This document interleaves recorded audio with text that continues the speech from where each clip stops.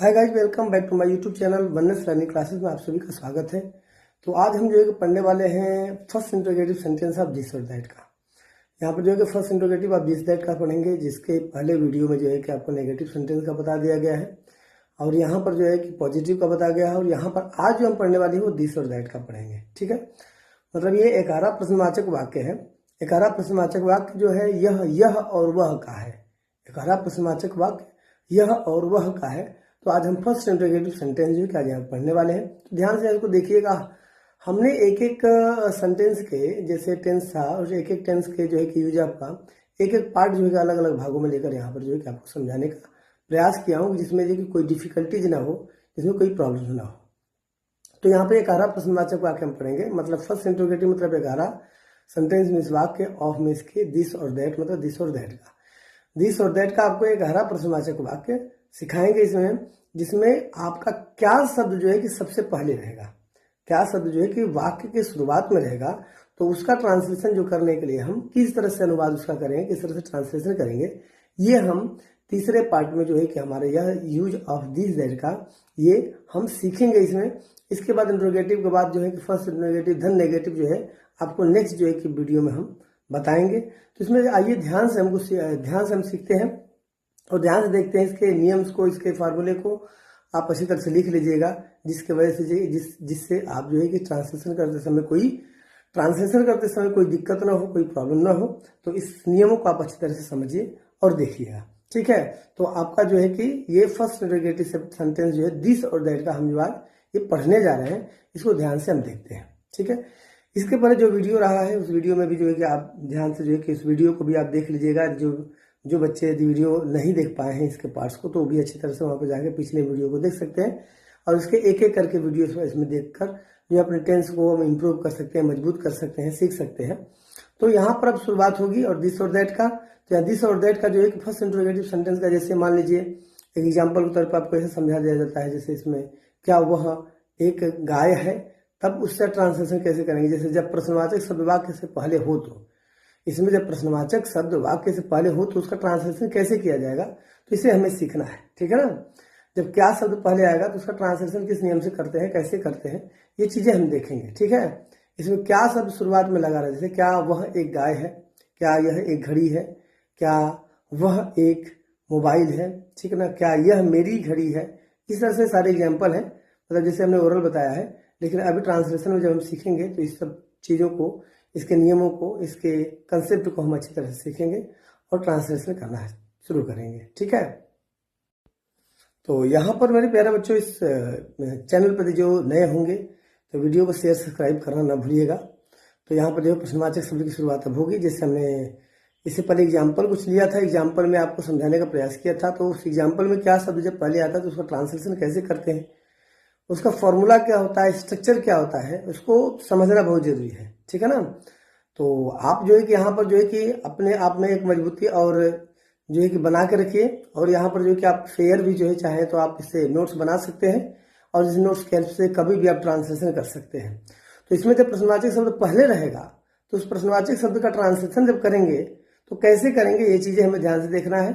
ठीक है, और चैनल को सब्सक्राइब शेयर करना ना भूलिएगा, जिससे आपके दोस्त मित्र जो कमजोर होंगे उनको भी इसकी सहायता मिल पाए। तो यहाँ पर जो है कि हम क्या करेंगे, अच्छी तरह से जो है इसके नियमों को, कंसेप्ट को समझेंगे और उसका कोशिश करेंगे। तो कह रहा है कि जब प्रश्नवाचक शब्द वाक्य से पहले हो, जब प्रश्नवाचक शब्द जो है कि वाक्य से पहले हो तो कैसा उसका ट्रांसलेशन होगा, उसके लिए नियम क्या है, उसके लिए क्या तरीका है, उस चीज को हम समझेंगे। इसमें यूज ऑफ जो है कि आपका दिस दैट है, यह और वह का जो है यहाँ पर हम ट्रांसलेशन सीख रहे हैं। तो ये जब शब्द क्या पहले रहता है, क्या यह मेरी घड़ी है, इस तरह से सेंटेंस रहता है, तो इसका ट्रांसलेशन कैसे किया जाएगा, तो इसको हम जो है कि भली भांति जो है कि इसमें समझने का प्रयास करेंगे। ठीक है, तो यहाँ पर जो है कि क्या करना है, हमें शुरुआत करेंगे यहाँ पर जो है कि ट्रांसलेशन के नियमों को और उसके स्ट्रक्चर को समझने का प्रयास करेंगे। ठीक है, और कहते हैं ना कि आप जो है कि कोशिश करेंगे तो कोशिश करने वालों की हार नहीं होती है, डर के नौका कभी पार नहीं होती है। ट्रांसलेशन इतना भारी नहीं है, ट्रांसलेशन बहुत आसान तरीके से उसे बताया गया है, आपको ज़्यादा दिक्कतें भी नहीं होंगी, बहुत आसानी से आप समझ सकते हैं। यहाँ पे स्ट्रक्चर किस तरह से है आप समझ सकते हैं, क्योंकि छोटे से हमने क्या किया, बेसिक से लिया है, जो छोटे छोटे ट्रांसलेशन बनाते हैं, जैसे आपके पास बहुत सारा सेंटेंस आ जाए, बहुत सारा एक स्टोरी आ जाए, उसका ट्रांसलेशन करके दे देते, ट्रांसलेशन कैसे करेंगे, ठीक है ना। तो यहाँ पर जो है उस तरह से सीखेंगे, इस स्ट्रक्चर में उसके नियमों को सीखेंगे, उसके रूल्स को भी सीखेंगे, और जब आप अच्छी तरह से उसको याद रखेंगे हमेशा, तो फिर आपको ट्रांसलेशन बनाने में कोई दिक्कत नहीं होगी, ठीक है। तो यहाँ पर स्ट्रक्चर जो है कि आपका दिया हुआ है, स्ट्रक्चर में सबसे पहले शुरू में हम क्या करते हैं कि ये इज का प्रयोग इसमें हमने खाली बताया है। दिस और दैट में हमने क्या किया है, केवल इज लिया है, क्योंकि प्रेजेंट जो है कि प्रेजेंट टेंस में जो हमने खाली इसको शुरुआत किया कि दिस और दैट। वैसे तो दिस और दैट का प्रयोग बहुत सारी जगहों पे है, ग्रामर में भी है, लेकिन टेंस में हमें ट्रांसलेशन बनाने के लिए जो है कि प्रयोग किया है। और उसमें जो है कि फर्स्ट इंट्रोगेटिव, सेकंड इंट्रोगेटिव, और फर्स्ट इंट्रोगेटिव धन नेगेटिव, सेकंड इंट्रोगेटिव धन नेगेटिव, जितने भी हमारे टेंस के पार्ट हैं यहाँ पर सीखेंगे। तो यहाँ पर देखिए स्ट्रक्चर दिया है, पहले इज प्लस दिस और दैट लिखते हैं, फिर ए एन लिखते हैं, फिर पोसेसिव प्रोनाउन। तो यहाँ पर जो है कि हम एक बार जो है स्ट्रक्चर जो दिया हुआ उसे ध्यान से हम पढ़ेंगे। यहाँ पहला दिया है इज प्लस दिस और दैट का प्रयोग करेंगे, फिर इसके बाद ए एन जो लगाना है उसको लगाएंगे, फिर पोसेसिव प्रोनाउन है, पोसेसिव प्रोनाउन का प्रयोग करेंगे।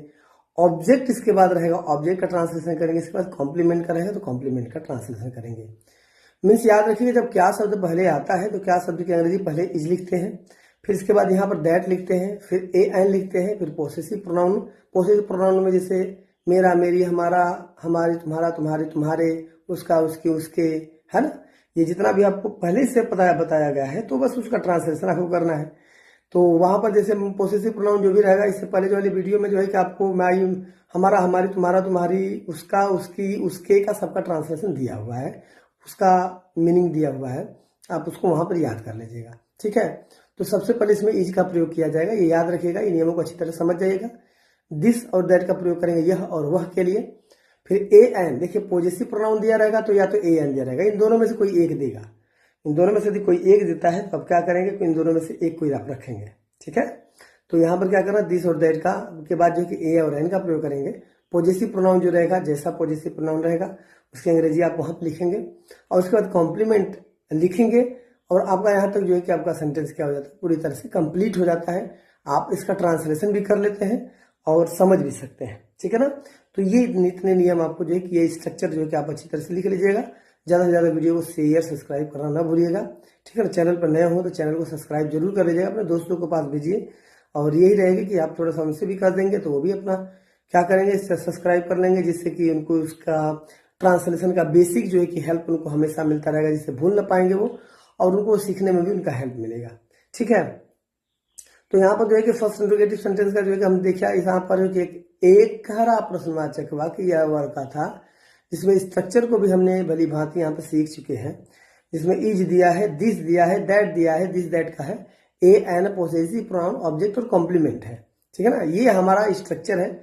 इस स्ट्रक्चर को हम ध्यान से याद रखेंगे ट्रांसलेशन करते समय, क्योंकि यही स्ट्रक्चर के हेल्प से जो है कि वहां पर हम लिख पाएंगे और ट्रांसलेशन कर पाएंगे, ठीक है। यहाँ पर कुछ एग्जाम्पल लेकर हम इसको सॉल्व करेंगे और इसको अच्छी तरह से समझना है।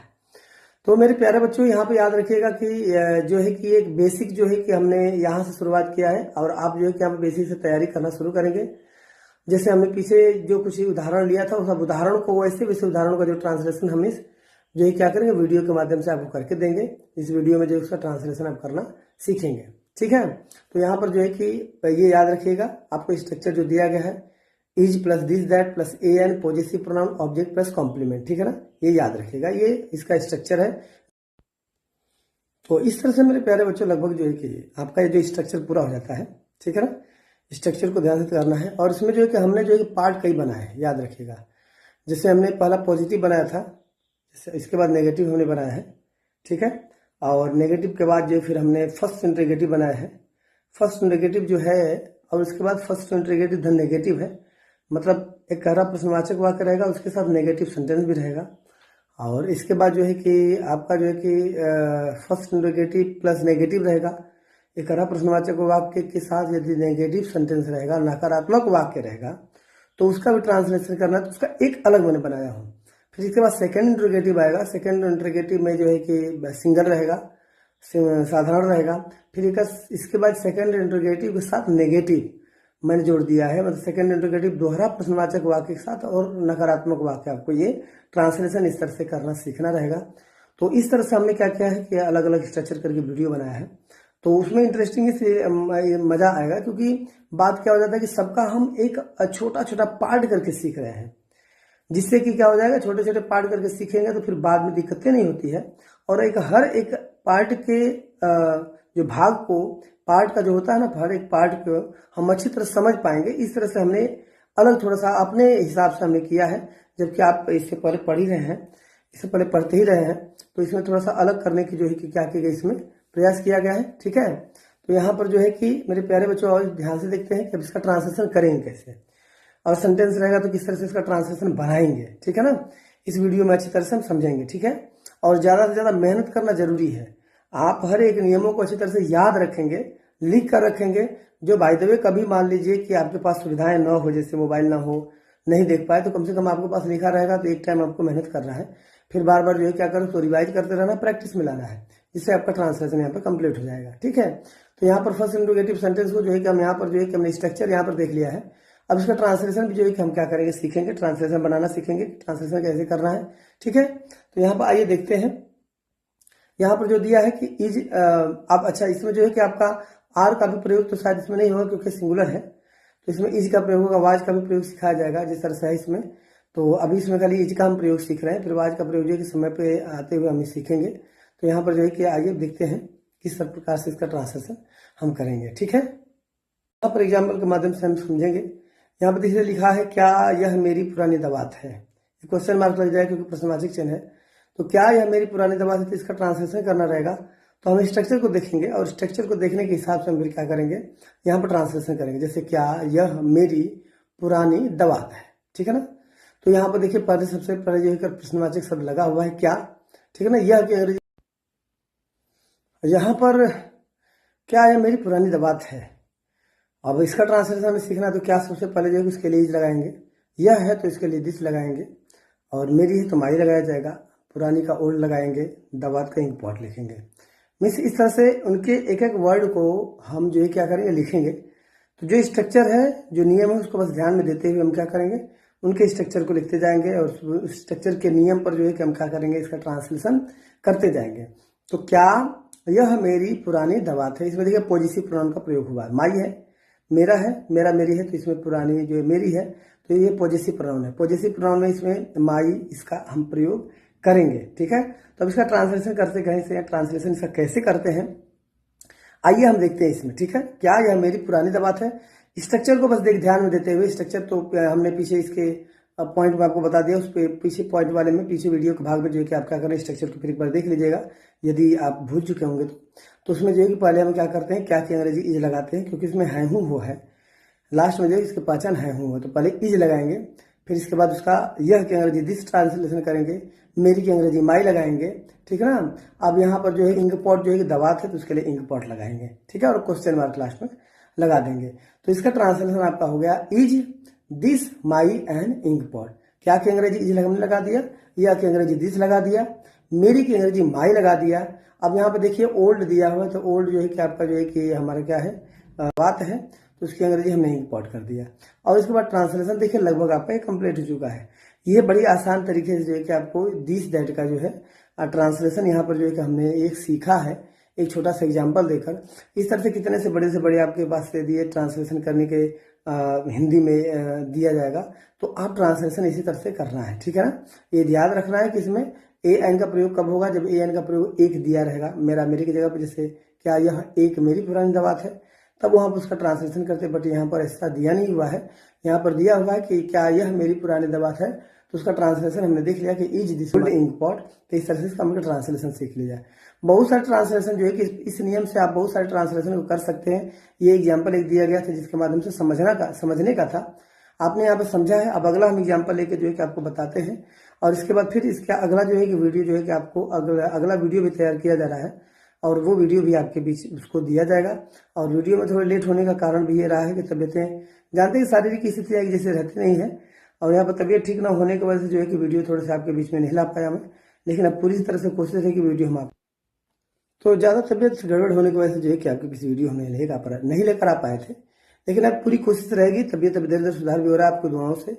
तो अब जो है कि नया नया सेंटेंस आपके बीच लेकर आ जाएगा। यहाँ पर जैसे दिया है, क्या वह राम की बहन का उपन्यास है।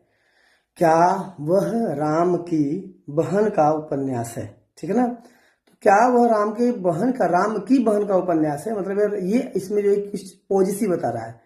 ये जो है कि अधिकारवाचक ये शब्द है, जो राम की बहन का उपन्यास है या अधिकारवाचक है, तो यहाँ पॉजिटिव प्रोनाउन का प्रयोग किया जाएगा, ठीक है। लेकिन इसका जो है काके की का जो है कि हमने पिछले वीडियो में जब काके की कहीं भी आता है किसी के साथ, तो हम उसका एपोस्ट्रोफी एस का प्रयोग करते हैं, ये हमने आपको बताया था।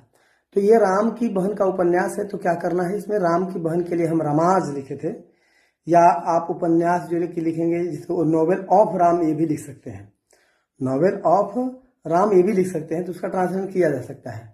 तो यहाँ पर आइए दूसरे हम जो है कि एग्जाम्पल का सहारा लेते हुए आपके बीच जो है कि ट्रांसलेशन करके बता रहे हैं, आपको बता रहे हैं कैसे ट्रांसलेशन इसका करना है। तो यहाँ पर जैसे देखिए, क्या वह, ठीक है ना, क्या वह राम की बहन का उपन्यास है। राम की बहन का उपन्यास है, मतलब ये राम की बहन की उपन्यास है, तो उसको मतलब उसका अधिकार है उसमें कि राम की बहन का है। तो सर्वप्रथम क्या करेंगे, यहाँ पर ये ट्रांसलेशन जब करेंगे तो सबसे पहले इज का प्रयोग करेंगे, ठीक है ना, सबसे पहले इज का प्रयोग करेंगे, फिर इसके बाद वह आएगा।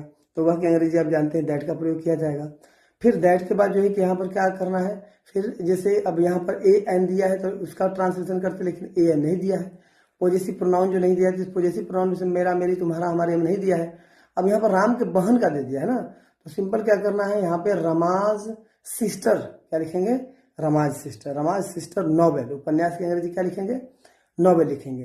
तो यहाँ पर हमने एक एक शब्द का जो है कि वर्ड मीनिंग यदि हमारे पास तैयार रहता है, वर्ड तैयार रहते हैं, जिसकी जानकारी हमें रहती है कि इसका ये अर्थ होगा या इसका ये मीनिंग होगी, तो हम क्या करेंगे, ट्रांसलेशन बहुत आसानी से इसमें कर सकते हैं। तो अब यहाँ पर जो है क्या वह राम की बहन का उपन्यास है, तो इसका ट्रांसलेशन करना रहेगा। तो हम क्या, तो यहाँ पर क्या कर रहा है, सबसे पहले हम क्या की अंग्रेजी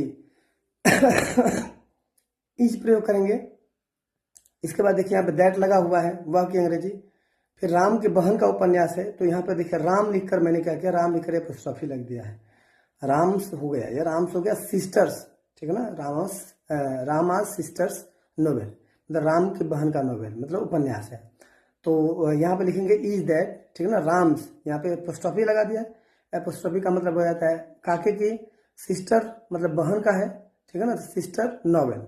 या तो हम इसका ऐसा भी ट्रांसलेशन कर सकते हैं कि इज दैट, क्या लिख सकते हैं, इज दैट लिखेंगे, ठीक है ना, राम इज दैट, तो यहाँ पे लिखेंगे नॉवेल ऑफ रामाज सिस्टर, ठीक है ना, ऐसा भी हम तो ज़्यादा तबियत गड़बड़ होने की वजह से जो है कि आपकी किसी वीडियो हमें नहीं लेकर आ पाए थे, लेकिन अब पूरी कोशिश रहेगी, तबियत अभी धीरे धीरे सुधार भी हो रहा है आपको दुआओं से। तो अब जो है कि नया नया सेंटेंस आपके बीच लेकर आ जाएगा। यहाँ पर जैसे दिया है, क्या वह राम की बहन का उपन्यास है। क्या वह राम की बहन का उपन्यास है, ठीक है ना। तो क्या वह राम की बहन का उपन्यास है, मतलब यार ये इसमें जो है कुछ पॉजिटिव बता रहा है। ये जो है कि अधिकारवाचक ये शब्द है, जो राम की बहन का उपन्यास है या अधिकारवाचक है, तो यहाँ पॉजिटिव प्रोनाउन का प्रयोग किया जाएगा, ठीक है। लेकिन इसका जो है काके की का जो है कि हमने पिछले वीडियो में जब काके की कहीं भी आता है किसी के साथ, तो हम उसका एपोस्ट्रोफी एस का प्रयोग करते हैं, ये हमने आपको बताया था। तो ये राम की बहन का उपन्यास है, तो क्या करना है, इसमें राम की बहन के लिए हम रमाज लिखे थे, या आप उपन्यास जो लिखेंगे जिसको नॉवेल ऑफ राम ये भी लिख सकते हैं, नॉवेल ऑफ राम ये भी लिख सकते हैं, तो उसका ट्रांसलेशन किया जा सकता है। तो यहाँ पर आइए दूसरे हम जो है कि एग्जाम्पल का सहारा लेते हुए आपके बीच जो है कि ट्रांसलेशन करके बता रहे हैं, आपको बता रहे हैं कैसे ट्रांसलेशन इसका करना है। तो यहाँ पर जैसे देखिए, क्या वह, ठीक है ना, क्या वह राम की बहन का उपन्यास है। राम की बहन का उपन्यास है, मतलब ये राम की बहन की उपन्यास है, तो उसको मतलब उसका अधिकार है उसमें कि राम की बहन का है। तो सर्वप्रथम क्या करेंगे, यहाँ पर ये ट्रांसलेशन जब करेंगे तो सबसे पहले इज का प्रयोग करेंगे, ठीक है ना, सबसे पहले इज का प्रयोग करेंगे, फिर इसके बाद वह आएगा। तो वह की अंग्रेजी आप जानते हैं दैट का प्रयोग किया जाएगा। फिर दैट के बाद जो है कि यहाँ पर क्या करना है, फिर जैसे अब यहाँ पर ए एन दिया है तो उसका ट्रांसलेशन करते, लेकिन ए एन नहीं दिया है। पॉजेसिव प्रोनाउन जो नहीं दिया है, जिस पॉजेसिव प्रोनाउन में मेरा, मेरी, तुम्हारा, हमारे में नहीं दिया है। अब यहाँ पर राम के बहन का दे दिया है ना, तो सिंपल क्या करना है, यहाँ पे रमाज सिस्टर क्या लिखेंगे, रमाज सिस्टर नॉवेल, उपन्यास की अंग्रेजी क्या लिखेंगे, नॉवेल लिखेंगे। तो यहाँ पर हमने एक एक शब्द का जो है कि वर्ड मीनिंग यदि हमारे पास तैयार रहता है, वर्ड तैयार रहते हैं, जिसकी जानकारी हमें रहती है कि इसका ये अर्थ होगा या इसका ये मीनिंग होगी, तो हम क्या करेंगे, ट्रांसलेशन बहुत आसानी से इसमें कर सकते हैं। तो अब यहाँ पर जो है क्या वह राम की बहन का उपन्यास है, तो इसका ट्रांसलेशन करना रहेगा। तो हम क्या, तो यहाँ पर जो है कि हम इज दैट, ठीक है ना, इज क्या के अंग्रेजी के लिए, दैट वह के अंग्रेजी के लिए, राम की बहन का है तो रामाज, मतलब राम सिस्टर्स, नॉवेल है, उपन्यास है तो नॉवेल हमने लिख दिया। तो इस तरह से ट्रांसलेशन हो गया है। और आपको ज़्यादा से ज़्यादा फिर अभ्यास के लिए भी प्रश्न इसमें दिया जाएगा ट्रांसलेशन के लिए। तो आप उस ट्रांसलेशन को करना है, इसी नियम पर प्रैक्टिस करना है, देखना है, समझना है। और ज़्यादा यहाँ पर ट्रांसलेशन के लिए एक आध और एग्जाम्पल का जो कि यहाँ पर प्रयोग करेंगे, एग्जाम्पल का प्रयोग करके आपको दिखा देते हैं कि ट्रांसलेशन कैसे होगा। तो यहाँ पर देखिए आपके साथ दिया हुआ रहेगा, इससे यहाँ पे आपके एग्जाम्पल के माध्यम से हम एग्जाम्पल के माध्यम से दे रहे हैं। और फिर इसके बाद जो है कि आपको नेक्स्ट वीडियो में first interrogative plus negative sentence के साथ, मतलब 11 प्रश्नवाचक और नकारात्मक के साथ मिलेंगे। तब तक के लिए जय हिंद।